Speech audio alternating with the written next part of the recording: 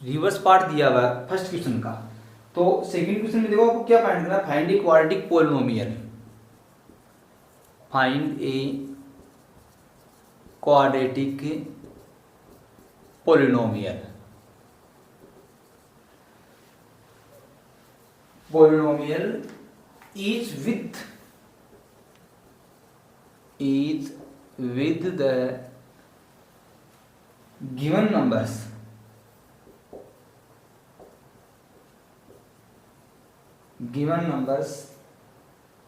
as the sum and product of its zeros respectively। ये question दिया हुआ देखो, फाइंड तो क्या करना है आपको, क्वाड्रेटिक पोलिनोमियल, जिसमें दिया हुआ क्या है देखो, sum and product its zeros respectively. तो फर्स्ट देखिएगा क्या दिया हुआ है, फर्स्ट दिया हुआ आपको 1/4 कॉमा -1।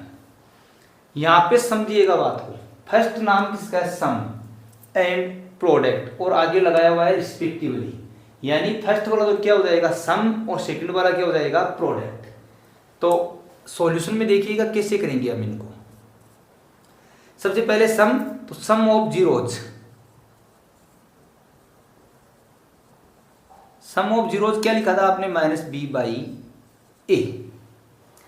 सम ऑफ जीरोज यानी alpha plus beta equal to -b/a, equal to में देखो क्या कर रहा है फर्स्ट वाला 1/4, यानी मैं यहाँ पे ले लूँ -b/a इक्वल टू में 1/4। ओके, सेकंड वाला देखो क्या दिया हुआ, प्रोडक्ट, यानी product of zeros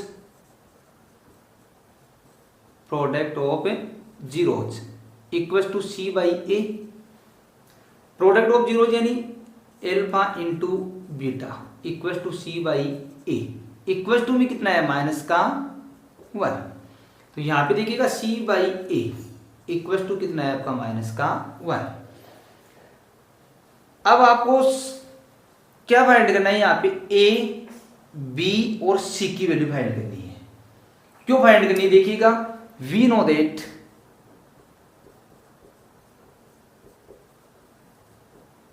the general form of a quadratic polynomial.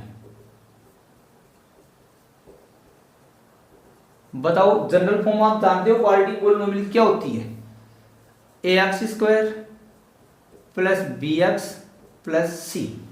अगर आपके पास में a, b और c की वैल्यू आ जाए तो हम a, b, c की वैल्यू जगह पुट कर देंगे, वो क्या बन जाएगा आपका क्वाड्रेटिक पोलिनोमियल। वो वैल्यू कहां से निकालेंगे हम, यहां से। ये फर्स्ट इक्वेशन है आपकी और ये सेकंड इक्वेशन है, यहां से निकालेंगे। देखिएगा कैसे निकालेंगे, सबसे पहले यहां पे ध्यान देना आपको, a ही यहां पे है और a ही यहां पे है, लेकिन इसके नीचे तो कुछ लगा नहीं है।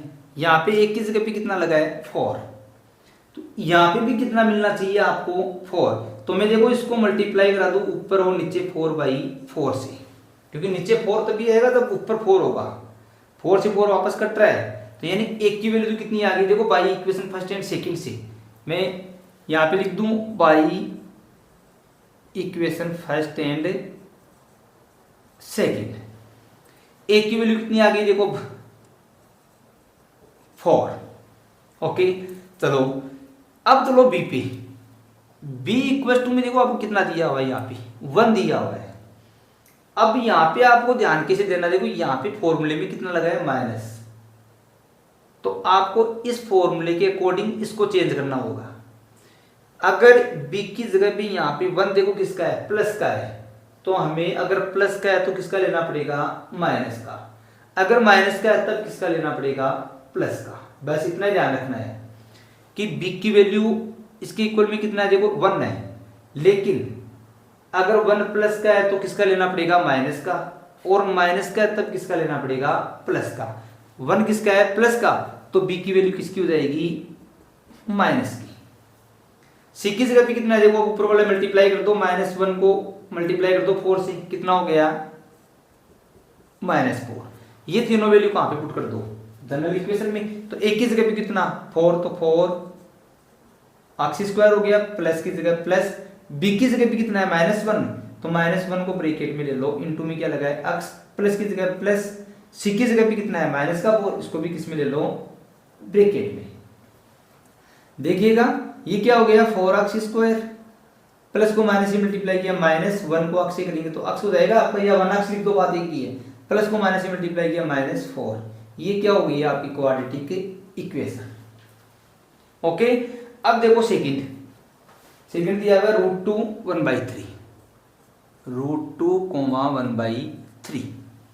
तो फर्स्ट वाला तो क्या रहेगा सम, तो फर्स्ट लिखो, देखो सॉल्यूशन में लिखेंगे हम sum of zeros equal to क्या लिखा है आपने -b/a, सम ऑफ जीरोज यानी alpha plus beta equal to -b/a equal to कितना हो जाएगा √2, यानी -b/a इक्वल टू कितना आ गया आपका √2। ये तो हो गई आपकी फर्स्ट इक्वेशन। दूसरे वाला क्या है, product of zeros, product of zeros equal to क्या लिखा है आपने c/a, प्रोडक्ट ऑफ जीरोज यानी alpha into beta equal to c/a equal to में देखो कितना दिया हुआ आपको 1/3, यानी c/a इक्वल टू कितना हो गया 1/3। ये हो गया आपकी सेकंड इक्वेशन। अब यहां पे ध्यान देना, देखो a दोनों में देखो दोनों जगह सेम आएगा। यहां पर a की वैल्यू कितनी दी हुई है आपको 3, मैं यहां पे लिखूं देखो by equation first and second, मैं पहले a की वैल्यू निकालूंगा, तो a की जगह पे यहां पे कितना है 3 है, लेकिन इसमें देखो a की जगह पे कुछ है क्या, नहीं है, तो यहां पे भी कितना होना चाहिए, यहां पे 3 है, तो यहां पे भी नीचे कितना होना चाहिए 3, और नीचे 3 कब आएगा, जब मैं इसको देखो ऊपर और नीचे कितने से मल्टीप्लाई करवा दूं 3 से। तो अब देखो दोनों जगह सेम हो गया कि a की वैल्यू, तो a की वैल्यू तो कितनी हो गई 3। अब निकालनी है आपको b की वैल्यू, c की वैल्यू फिक्स आ जाएगी आपकी, इसके ऊपर कितना है 1, तो c की वैल्यू कितनी हो गई 1।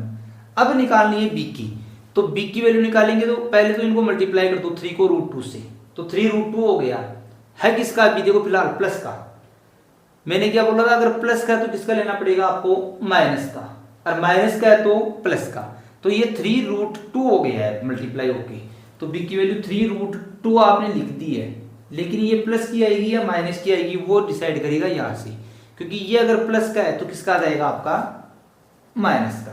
बस फिर वही प्रोसेस, वी नो दैट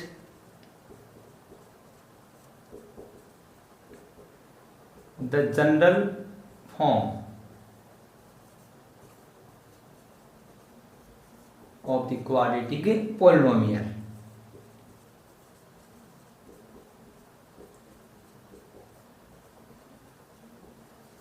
क्या होती है ax² plus bx plus c, तो एक की जगह एक की वैल्यू पुट कर दो, एक की वैल्यू कितनी है 3, तो 3x² हो गया, प्लस की जगह प्लस, b की जगह भी कितना है -3√2, -3√2 को ब्रैकेट में ले लो, x प्लस की जगह प्लस, c की वैल्यू कितनी है 1, तो इसको सोल्व कर दो, आगे देखो 3x², ये माइनस का हो जाएगा -3√2x प्लस 1, ये क्या हो गई इसकी quadratic equation.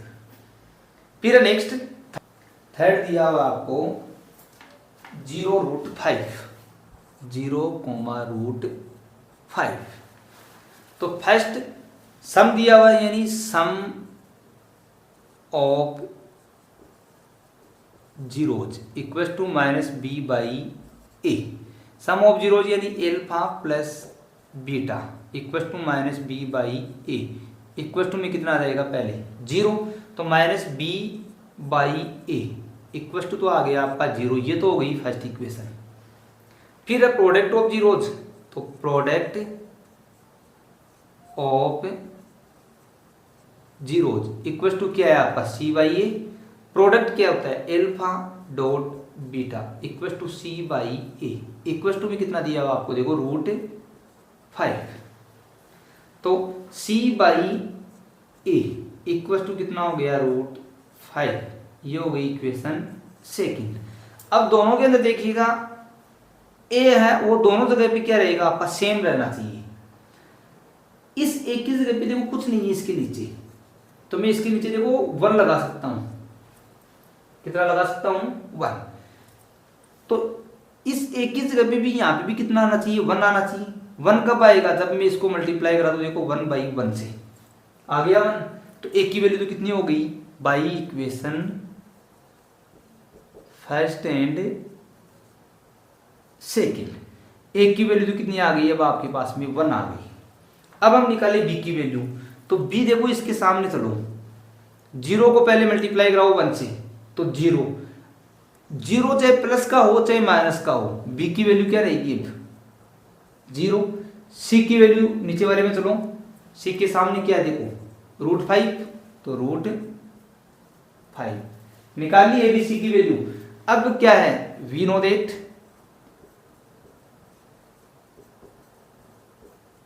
The general form, we know that the general form of the quadratic polynomial.